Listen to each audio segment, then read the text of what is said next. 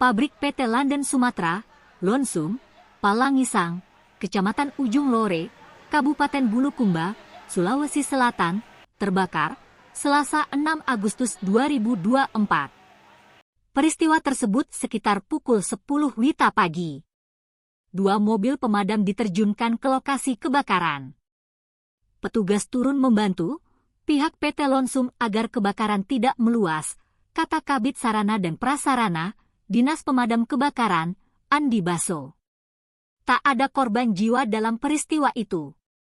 Sementara jumlah kerugian PT Lonsum dalam peristiwa diperkirakan 1 miliar rupiah.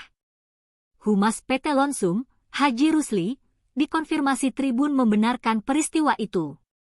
Saat kebakaran terjadi, tampak karyawan di tempat itu panik. Pasalnya, karet mudah terbakar dan rawan buat kompleks pabrik.